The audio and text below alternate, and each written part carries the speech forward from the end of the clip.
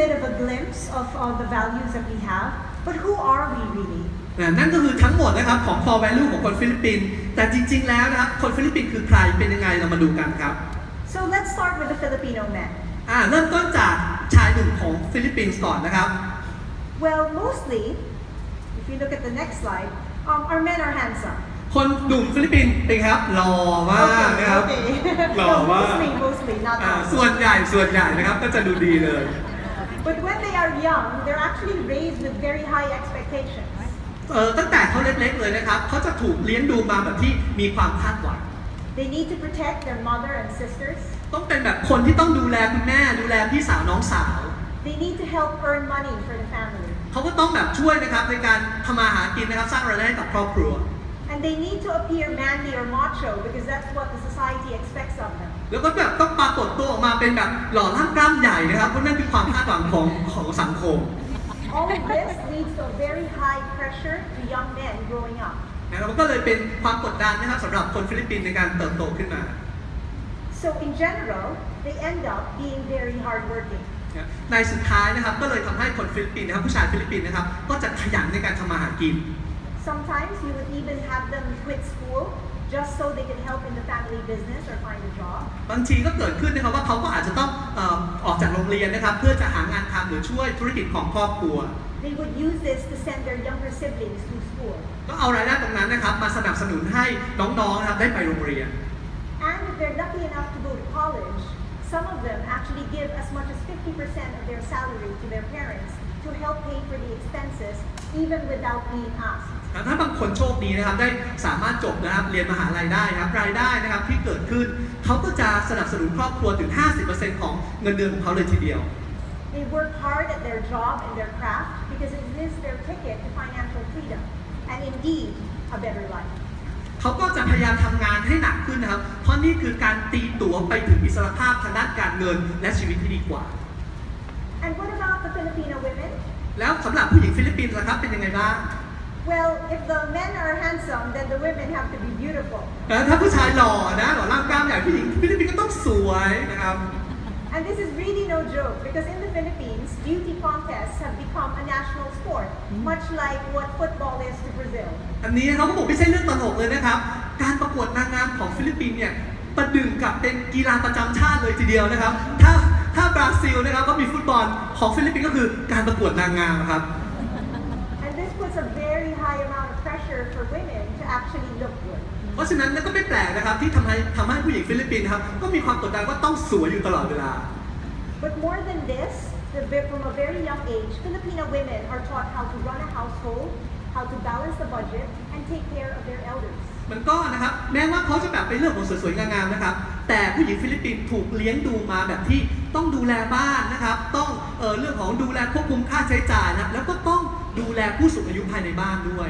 And while the father is still the head of the household, the mother is the light of the household. ถ้าบอกว่าผู้ชายนะครับเป็นเหมือนกับหัวเรือใหญ่นะครับของครอบครัวผู้หญิงก็เหมือนกับแสงสว่างของครอบครัว She decides what to buy, what food to eat, and help the children with their homework. เขาก็ต้องแบบว่าตัดสินใจนะครับว่าจะซื้ออะไรนะครับจะทานอะไรในแต่ละอาทิตย์นะครับแล้วก็ที่สำคัญก็ต้องดูแลเด็กๆช่วยสอนกันบ้าน But there are less and less moms who are actually just stay-at-home moms because they start to augment their income by working outside. นะครับแล้วก็ในปัจจุบันนะครับน้อยลงเรื่อยๆเลยที่จะผู้หญิงฟิลิปปินส์เนี่ยที่จะอยู่บ้านเป็นแม่บ้านนะครับตอนนี้คือทุกคนก็จะทำมาหากินแล้วก็สร้างรายได้ให้กับครอบครัว So on top of her responsibilities at home, she would actually go and work to augment the family income. นะครับก็นอกเหนือจากการดูแลบ้านแล้วนะครับเขาก็ออกไปทำงานข้างนอกนะครับเพื่อสร้างรายได้ให้กับครอบครัว She endures and makes sacrifices, นะเขาก็อดทนนะครับแล้วก็เสียสละ even to work overseas in order to send money back home, even if she is apart from her family. นะครับแม้กระทั่งนะครับเสียสละตัวเองนะครับต้องไปทำงานอยู่ต่างประเทศไม่ได้อยู่ด้วยกับครอบครัวนะครับแล้วก็เอารายได้ตรงนั้นในการทำงานส่งกลับมาให้ที่บ้าน And in the Philippines, the land of opportunity, people of all walks of life are actually thriving. นะครับแล้วก็คนฟิลิปปินส์นะครับต้องถือว่าประเทศเขาเนี่ยก็เป็นประเทศแห่งโอกาสนะครับทุกคนก็มองหาโอกาส Around 10% of the country's income are from remittances from overseas Filipino workers. น่าสนใจมากครับ 10% ของรายได้ของประเทศมาจากคนที่ไปทำงานอยู่ต่างประเทศ This continues to grow along with the business process outsourcing, which is actually second only to India. นะครับจริงๆนะครับนี่ก็เป็นการเติบโตของเรื่องของการสร้างรายได้ของประเทศนะครับพอๆกับการเติบโตเรื่องของกระบวนการในการ outsource ครับคือหา third party มาช่วยและสนับสนุนบริษัทในการทำส่วนต่างๆของเนื้องาน In fact, in some sectors, the Philippines has already exceeded India in some of this business process และ outsourcing. เรื่องของ outsource นะครับบางส่วนของ outsource ของฟิลิปปินส์นะครับโตได้ดีกว่าการ outsource ของอินเดียที่หลายคนก็จะรู้ว่าอินเดียทำเรื่อง outsource ได้เก่งมาก Foreign direct investment is flat. นะครับสำหรับเรื่องของการลงทุนนะครับตอนนี้ก็เป็นตัวเลขเลทที่ประมาณต่อเนื่องนะครับเท่ากัน And the government infrastructure spending is now more skewed outside of the big cities, apart from just Manila and the large cities. ที่น่าสนใจอย่างหนึ่งนะครับในการลงทุนของฝั่งรัฐบาลตอนนี้นะครับเขาก็เริ่มลงทุนเรื่องของ infrastructure ซึ่งไม่ได้ลงทุนแค่เฉพาะในมะนิลาอย่างเดียว เริ่มขยายไปนะครับในจังหวัดอื่นๆด้วย So a lot of the new roads, schools, and business centers can actually be found outside the big cities, turning our towns into new cities. นะครับน่าสนใจนะครับตอนนี้ก็คือลงทุนในการสร้างถนนสร้างโรงเรียนสร้างห้างสรรพสินค้าสร้าง business center นะครับซึ่งต้องบอกว่าไปสร้างในจังหวัดหลักๆซึ่งไม่ใช่แค่เฉพาะในมะนิลาแล้วก็เลยทำให้นะครับการเติบโตของธุรกิจภาพรวมของเศรษฐกิจภาพรวมโตขึ้นเรื่อยๆ So the good news is that the growth is not just concentrated, but it's actually starting to spread all over the country. เพราะฉะนั้นอีกครั้งหนึงนะครับก็เป็นการเติบโตนะครับในเชิงของธุรกิจแล้วก็เศรษฐกิจนะครับของภาพรวมในจังหวัดหลักๆนะครับนอกจากแค่มะนิลา And it only gets better from here. ก็ดีขึ้นนะครับเรื่อย The Philippines has been recognized as the fastest growing economy in Southeast Asia. ๆต้องบอกว่านะครับประเทศฟิลิปปินส์ถือว่าเป็นประเทศที่มีการเติบโตทางด้านเศรษฐกิจสูงสุดในภูมิภาค Southeast Asia เลยทีเดียว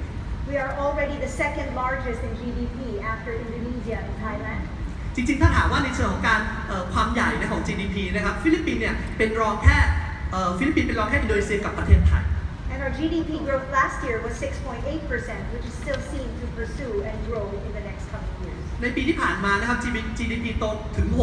6.8% แล้วก็จะเห็นสัญญาณในการโตอย่างต่อเนื่อง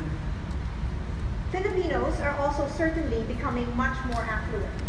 นะครับแล้วก็ฟิลิปปินส์นะครับก็จะเห็นว่าจะมีคนที่มีรายได้เพิ่มขึ้นเรื่อยๆ next slide ครับ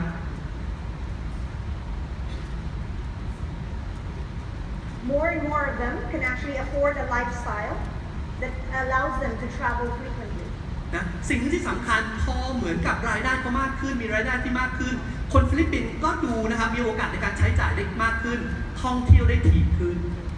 They also shop high-end brands both online and offline. ที่น่าสนใจนะครับพฤติกรรมผู้บริโภคนะครับพอรายได้เพิ่มขึ้นเขาก็จะยอมจ่ายนะครับซื้อสินค้าที่เป็นแบรนด์เนมนะครับทั้งออนไลน์แล้วก็ออฟไลน์ They buy the latest gadgets and invest in properties, and the list goes on. ครับเขาก็แบบลงทุนนะครับซื้อพวกแกดเจ็ตพวกมือถือพวกเครื่องที่เป็นเทคโนโลยีต่างๆรวมทั้งลงทุนในอสังหาริมทรัพย์ด้วย Now, what is exciting is this affluent population will double by 2020. แล้วก็ที่น่าสนใจนะครับในปี 2020 นะครับปริมาณของประชากรที่มีกำลังในการใช้สอยจะเพิ่มขึ้นเป็นเท่าตัวเลยทีเดียว This market premiumization is also what is fueling the digital revolution in the Philippines. แล้วก็พอนะครับมีเรื่องของดิจิทัลเข้ามาเป็นส่วนสำคัญในชีวิตปัจจุบันนะครับก็เลยทำให้กลุ่มสินค้าที่เป็นกลุ่มสินค้าพรีเมียมเติบโตไปนะครับพร้อมๆกับพาร์ทของดิจิทัล Almost half of our population are now on the internet, and close to 70% of them actually access them on mobile. เกือบครึ่งหนึงของประชากรฟิลิปปินส์นะครับมีอินเทอร์เน็ตใช้แล้วก็70 กว่า%นะครับที่เขาใช้อินเทอร์เน็ต 68% นะครับที่เขาใช้อินเทอร์เน็ตผ่านมือถือ In fact, the mobile internet penetration is now growing at a rate of 1.5%, and that's 30 million users a year. แล้วก็สังเกตเลยครับว่าการเติบโตในการใช้อินเทอร์เน็ตนะครับก็โตขึ้นนะครับ 1.5 เท่านะครับแล้วก็ตอนนี้อยู่ที่ประมาณ 30 ล้านคน The Filipinos are also very active on Facebook. In fact, 58% of social media penetration, which is much higher than the rest of Southeast Asia. ที่น่าสนใจนะคนฟิลิปปินส์นะครับมี Facebook กันเยอะมากๆนะครับแล้วถือว่าเป็นการเข้าถึงโซเชียลมีเดีย 58% ของ population ของประชากรของฟิลิปปินส์เลยทีเดียว That translates to about 47 million Filipinos on Facebook, which is close to half our population. นะครับแล้วก็ที่น่าสนใจนะครับตัวเลขคือ 47% นะครับของประชากรนะครับก็คือเป็นคนที่ใช้ Facebook ในฟิลิปปินส์ซึ่งถือว่าเกือบครึ่งหนึ่งของประชากรฟิลิปปินส์เลยทีเดียว Another exciting space in the Philippines is the beauty space. อีกหนึ่งเรื่องนะครับที่เป็นความน่าสนใจนะครับของฟิลิปปินส์ก็คือเรื่องของความงาม It's a $3 billion US dollar business and growing 4% year on year. ครับตอนนี้ก็ 3,000 ล้าน US ดอลลาร์แล้วนะครับแล้วก็โตขึ้นนะครับ 4% ทุกๆปี Color cosmetics is growing fastest, and that is 20% of that whole segment. นะครับตัวนะครับเรื่องของเครื่องสำอางนะครับก็โตขึ้นนะครับอย่างต่อเนื่องถือว่าเป็นประมาณ 30% ของกลุ่มความงาม And Filipinos are very find it very good to try international brands, the latest of which are the Korean brands. แล้วก็คนฟิลิปปินส์ก็สนใจที่จะลองสินค้าที่เป็นสินค้าต่างประเทศนะครับปัจจุบันที่ก็นิยมเยอะหน่อยนะครับก็คือจะเป็นสินค้าจากเกาหลี They also have been trying these face masks, whether they be for whitening or anti-aging or pimple solution. นะครับจริงๆหลักๆของกลุ่มสินค้าความงามก็จะมี 3 ส่วนนะครับส่วนของเรื่องของลดริ้วรอยเรื่องขาวกระจ่างใสแล้วก็เรื่องของสิวนะครับ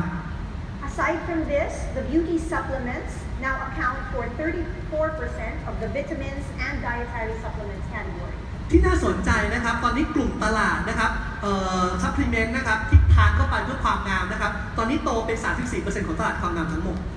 Bulk of this is driven by whitening brands, which now start to advertise and use endorsers. นะครับแล้วกลุ่มของเรื่องของส่วนซัพพลีเมนต์ที่เป็นความงามนะครับตอนนี้กลุ่มที่เติบโตดีๆมากๆก็คือกลุ่มขาวกระจ่างใส Also, apart from beauty, the health trends are exploding. นอกเหนือจากเรื่องความงามแล้วนะครับกลุ่มสุขภาพก็เติบโตไม่แพ้กัน Dietary supplements are on the rise, and it grew 10% last year. แล้วก็ส่วนของสุขภาพนะเสริมอาหารเพื่อสุขภาพก็โตนะครับอย่างดีมากเมื่อปีที่แล้ว 10% เลยทีเดียว The fitness bug is also caught on, and Filipinos are going to the gym much more often. นะแล้วก็การเข้านะครับศูนย์ออกกำลังกายก็เป็นอีกหนึ่งเทรนด์ที่เติบโตดีมากในกลุ่มของคนฟิลิปปินส์ Whether it be indoor cycling or CrossFit, bar, you name it. อะไรก็แล้วแต่นะไม่ว่าจะเป็นเรื่องของการปั่นจักรยานในร่มนะครับเรื่องของคอสฟิตนะครับการออกกำลังกายด้วยสารพัดรูปแบบนะครับก็เติบโตดีมากในฟิลิปปินส์ And to support the weight-conscious Filipino, a wave of diet delivery has actually come. อีกหนึ่งเรื่องนะครับที่คนฟิลิปปินส์ให้ความสำคัญมากๆคือการควบคุมหรือการลดน้ำหนักนะครับเพราะฉะนั้นอันนี้ก็เป็นอีกพาร์ทหนึ่งซึ่งเติบโตในเซกเมนต์ของเรื่องของสุขภาพและก็เสริมอาหาร This is a weekly subscription of all your meals in a menu that is measured for calories and nutrition content. มีขนาดที่แบบมีการนะไปสมัครนะครับเพื่อจะดูแลการทานในแต่ละวีคนะครับควบคุมปริมาณแคลอรี่ที่เราจะทานเข้าไปในแต่ละวีคเลยทีเดียว